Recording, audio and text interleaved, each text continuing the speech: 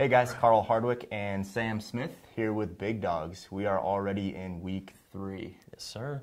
Yeah, so we're just going to jump right into it. 19.3.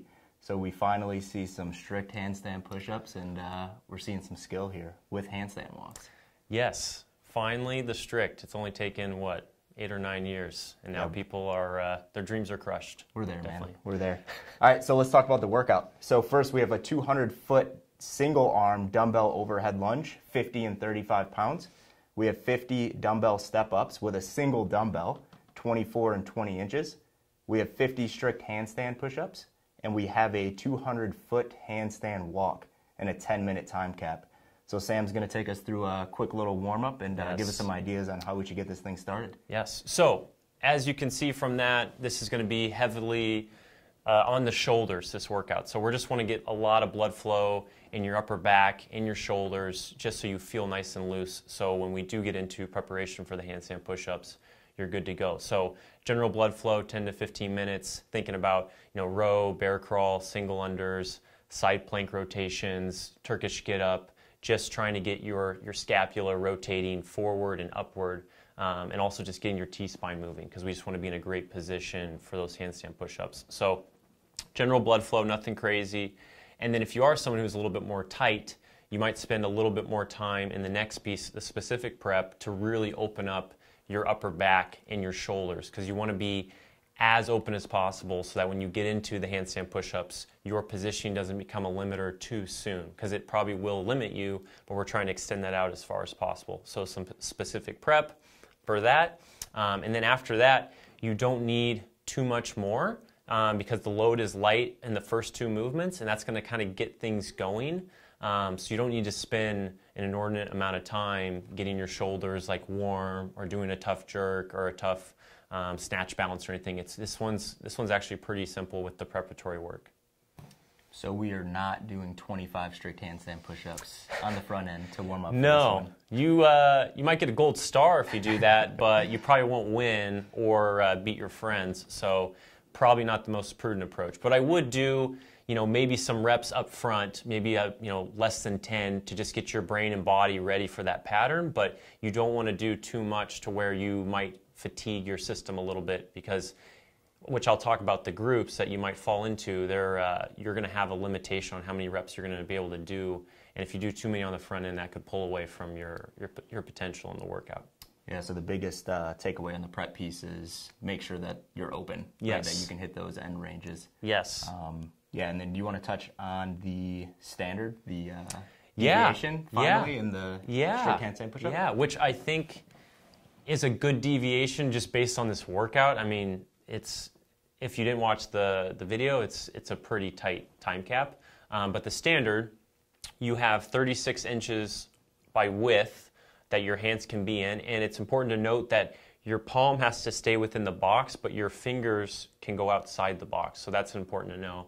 And then you have 24 inches of depth, so you have 2 feet by 3 feet, which is a pretty considerable box. And then your legs have to stay within your hands during all the reps, which some of the girls' reps, they actually went outside of it, so they're kind of loose on that. But just review the standards to note that, because you don't want to be getting called no reps, because that could really cost you. So that is an interesting standard, because you could arch your back excessively, which could be a potential benefit to you if you have that hypermobility in your low back to benefit you doing reps. So that's something to play with.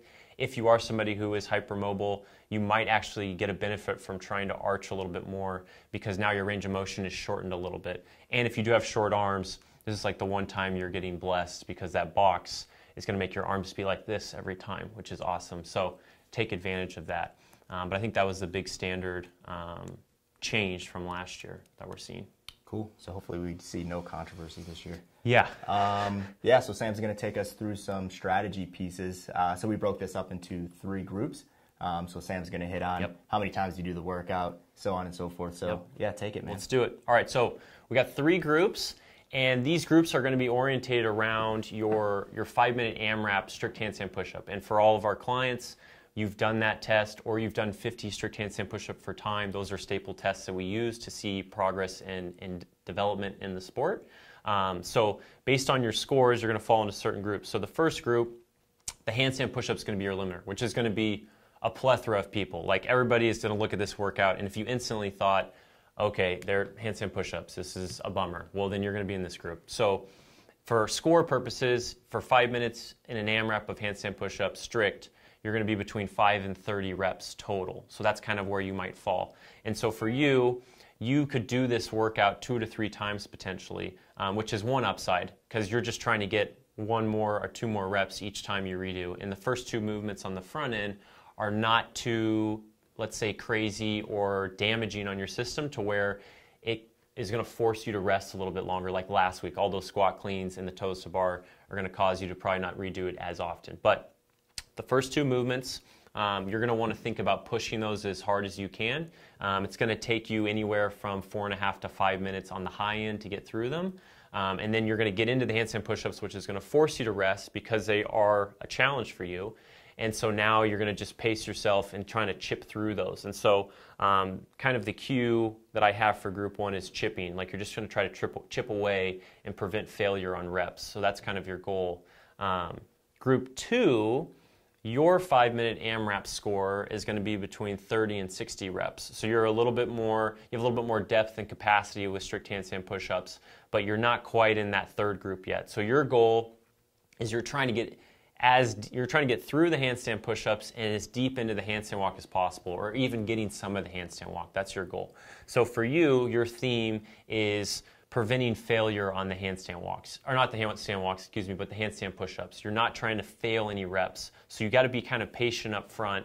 And for you, it's going to be important to reflect on your 50 for time or your 5-minute AMRAP score, because if you are falling within that range, you're going to have an idea of how you paced and broke up that piece of work and training, and then you're going to try to utilize that same strategy here so that you're not getting down into singles or any failed reps. So take a look back on your training log and try to find that out, or talk to your coach to get some insight on that. You're also going to want to push the first 2 movements. You're going to want to try to get through those, 4.5 minutes. The girls tonight, for reference, took 4 minutes on the nose to get through the lunge and the step-ups, and they were moving at a fast tempo, so which gave them 6 minutes to do the last 2 pieces. So for you, you're going to push through those as fast as you can and trying to give yourself as much time as possible for the handstand push-ups and the walk. Group 3, these are the people who are going to try to finish. So you're trying to get as deep as possible into the handstand walk and trying to finish. So your 5-minute score is going to be 65 plus, which is a lot of reps. And for some people, maybe even 80, 90 reps. Like these people have boulder shoulders. And so again, you're going to try to push through the first 2. You want to get there as fast as you can. For reference, Laura finished the handstand push-ups in 3 minutes, which is really fast after doing that work. And then Alessandra Pacelli finished in 3:45. So they had between 7 and 7:45 done. So they had 2.5 to 2:30 or 2:15 left for the handstand walk. So you're going to have about 2 to 3 minutes for these people to do the handstand walk, just for a reference point. So for you on your handstand push-ups, your thought is you got to push. You have to really can't be hesitant. You got to come off the wall, shake it out, go back on. You got to really push the 50 for time, because that's one little segment that you got to get through and give yourself enough time for the walk. So that's kind of your mantra for this workout. For redos, which I think I mentioned, the first group 2 to 3 times. The second group, 2, maybe 3. That's going to kind of depend on the volume you've built of handstand push-ups, because if you are doing it 3 times, you're looking at 150 handstand push-ups in potentially 4 days, which is a lot if you haven't built the volume for that to be able to recover from it. For group 3, if you're aiming to finish, because if you do finish, that's going to be a very great score. You probably don't need to do it more than twice. I mean, you do it once and you're super close. You do it again and you finish. It's like, all right, I'm good. I don't really need to do it again. So you guys are, you're going to use it probably less, or you're going to have to redo less the farther down you are in these groups. So that's worth knowing. The last thing is just know yourself on the handstand push-ups. Don't try to be a hero and think that you're going to get through these better than you ever have. You got to be realistic with your capacity and potential on the handstand push-ups. So again, review that, and that's going to give you insight into where you fall within these groups, and then know what group you're in, and then do your best to push through that. Yeah, just a characteristic that I'll point out is the 54 time or the 5-minute AMRAP, whatever test you've done, that's going to hold pretty true in this test, just because the movements on the front end, it's not like you're doing a bunch of shoulder to overhead, a bunch of chest to bar muscle up and pushing off the rings and then going to the strict handstand push-ups. So whatever that 54 time is or that 5-minute AMRAP, go into those handstand push-ups thinking that way, not like thinking -10 or whatever the case may be because of the work on the front end, just because I don't think it correlates to you getting on the wall and pushing in the handstand push-up. Yep. So next, let's hit on equipment really quick. This one's a pretty simple one. Yeah, pretty simple. A couple, they're probably more nitpicky things, but they could be of benefit. Thinking about the dumbbell, obviously there's potentially like 3 different types of dumbbell, but you have the hexagon type dumbbell, and then you have one that might be more circular and thin. And the hexagon might be easier for you to rest in the palm on the lunges. It also might be easier to rest on your shoulder when you're doing the step-ups. So that could be of benefit versus the more circular one. So something to play with. If you haven't utilized one before, I wouldn't really suggest you switch it up. But if you have access to both, or you've used one and you have the other one but you haven't really played with it, maybe you just feel it out and see if it helps. The box, make sure you're on a surface that's flat. I'm sure you all have spots in your gym where it might be some small minor bumps and you put a box down, you jump on it and it kind of wobbles. You don't want that for the 50 because you want this nice cadence and constant tempo. And with the box being flat and stable, you're going to be able to turn that over more quickly, and you're not going to have to think about each step like, oh, it's a little bit wobbly, I feel a little unstable. So just go the distance to make sure you're on a really flat surface and spot, so you don't have to cause any issues up here when doing those reps. Handstand push-up. Last thing is the pad. Make sure you have a great pad that has a little bit of bounce. So some type of nice gymnastic pad could be helpful, so you're getting a little rebound. Obviously, don't jam your neck down. I love calling handstand push-ups cervical smash because you're just like, jamming your neck. But we're competing, we're trying to win, so that we're not even going to think about that. But give yourself a nice pad with a little bit of cushion, and that should be helpful towards the later end of those 50 reps. Yeah, I think that's it. Do you have anything else?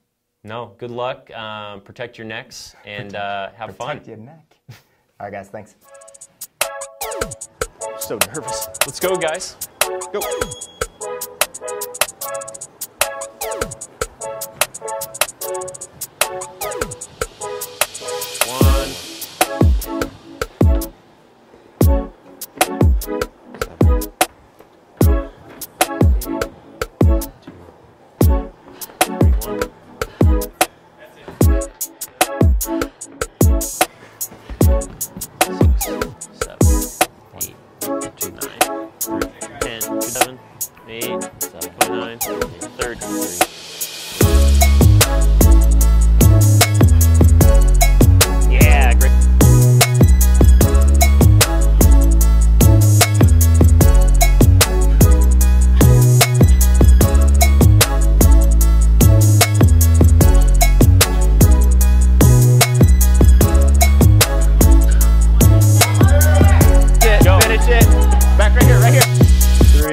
Done.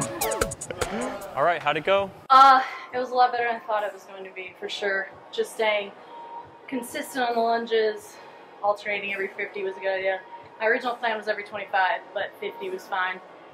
And then just like from 19.1, talking about breathing, that's what I was trying to do on the box jumps, or on the box step-ups. It was just like breathe the top, breathe the bottom, breathe the top, so I would keep moving.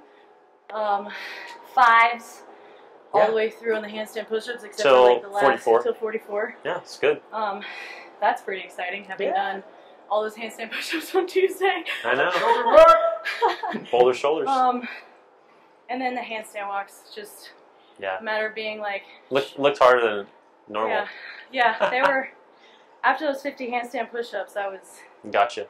Yeah, especially like when you're trying, you only have so much time left. You're like, gotta go, but your shoulders don't want to go when you want to go. Yeah. So.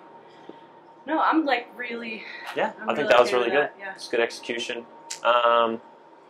Any other points to note? Don't try and pace it unless you know you're gonna hit a wall in the handstand push-ups. Like you just gotta move. That's good. Got to move through it.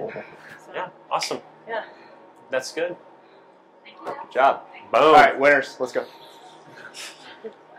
Austin, how'd it go, man? 3-0 against Allison, Team Austin. Here we go. Plan was to come out and go 50 feet overhead. I think you were just feeling it, so you went 100 per arm. How was that feeling, and how did that feel on the handstand push-up going into the walk?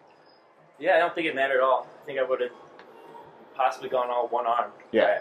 Like, I did it, my right forearm bothers me, so I wanted to carry it all in the left hand the whole way through for the step-ups. So I made sure I started with my left hand, knowing I was only going to switch once, basically. So all one.